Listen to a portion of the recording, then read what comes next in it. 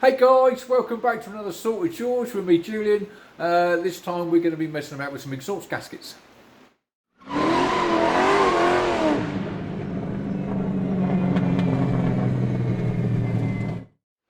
If you've been following along with the Newport build, there was a couple of videos ago where I was running the motor and you could hear the exhaust blowing. Now I know I've got a blowing exhaust. It's at the bottom of the manifold where it meets the pipe on both sides. Sorry about the noise, it is tipping down with rain at the moment. Typical late October, but there you go. Yeah, exhausts were blowing. It's bottom of the headers where it meets the through pipe. So I've gone and got myself some like the old crushed gaskets, as it were. That's what I need. Because, let me go and show you. As you can see, the gasket is completely missing there, and you come round the side. This is where are we? This is all crumbling away, and the pipe. Oh, there you go. That just fell out. Yeah, the pipe moves as well. So that's why we need to change the gaskets. So right. So George, let's crack on. Well, I've just put penetrating fluid on all three of them. I've got my little, what do you call it? My little sealy, you know, doofer. And just try to sort of, you know, vibrate them loose. Those are the two bottom ones. The top one has just come off as easy as anything. Now, nothing ever goes that easy for me. So I think from here on in, it's going to be really difficult. It's going to be a pain in the bum. Here we go. Right, first one's off. Thankfully, I've left that bolt in there. The other two have come out nicely. Where are we? This literally is all that was left, and it just crumbles. I don't know what it is made of, but it's where are we here? A little bit around the flange. I'll scrape that off. That's all right up there. So hopefully these new gaskets should quieten her down a bit. Not that there's anything wrong with having a bit of noise, like, you know what I mean? Loud pipes save lives at the end of the day. Well, that's what I reckon anyway. But yeah, right, let's crack on. Right, just a quick one for you. What I've done, I've taken the bolts out, and I've just been giving them a wire brush off. Now, as you can probably see the state of my hands on these gloves, these bolts are actually in pretty good condition.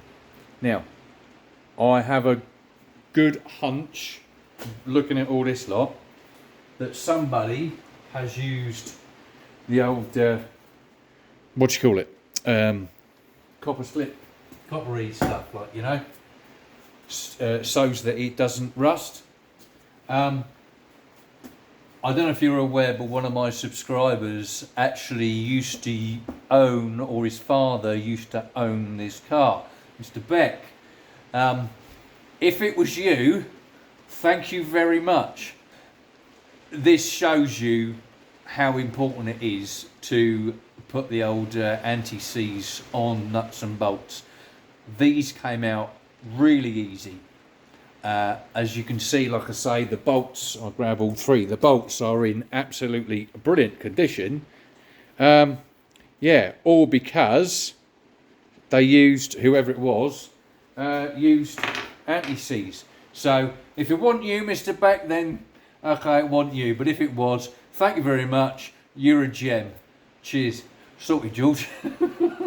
Right, I'm going to run the nuts up and down the bolts now, and clean them out as well, so that they'll go back on nice and easy. Right, sorted, George. Let's crack on. Right, I've just given that a clean up. I've put a wire wheel bit, as it were, in my little drill, and gave those two surfaces a bit of a clean up, as you do, best I can. Oh, excuse me, wherever it is. There you go. I'll just bung that in there. Yeah, right. Let's crack on.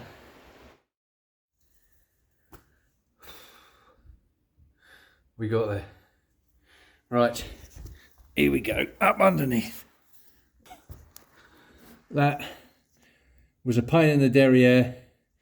Time now is about 8:30. That's taken me 2 hours to do.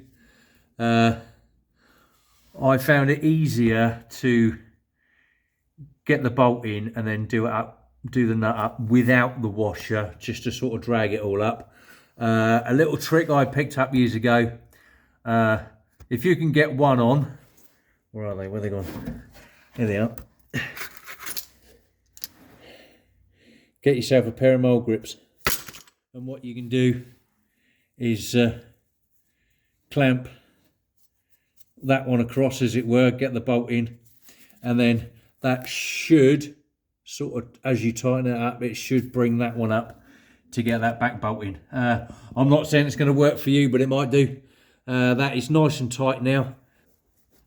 There you go, she ain't moving. If anything, the headers are moving.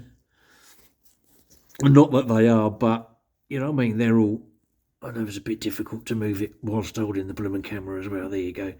So it's all moving rather than just in here. That obviously, that gasket was completely gone. It's Thursday. I should do that other side on Saturday. Yeah, like I say, it's 8:30 now in the evening. It's, yeah, so that's taken me 2 hours. 28th of October today. I just want to give a shout out to my daughter, Jessica. She's just passed her driving test. First time. Jess, Dad is well chuffed. Congratulations. Love you lots. Banging man. Salty George. Right. Back to the plot. They are actually quite easy to do. I say that, it took me 2 hours. It's more difficult to be on your back, obviously, unless, of course, I mean, if you've got a ramp or a pit. I don't have a pit yet. So, yeah, it is a pain in the bum when you're on your back, trying to hold everything up, etc. But it's doable. It is doable. I mean, one of the little things that I thought about, I didn't do it in the end, but was maybe get some smaller bolts, or longer, smaller size, but longer, just to drag it all up, and then maybe you could change one and then change the next and then change the next one.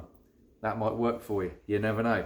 I managed to do it with what I had, so I'm happy with that. Sorted, George. Thanks ever so much for watching. I do appreciate it. Like, share, subscribe if you wouldn't mind, and I'll see you on the next one. I hope this helped. Sorted, George.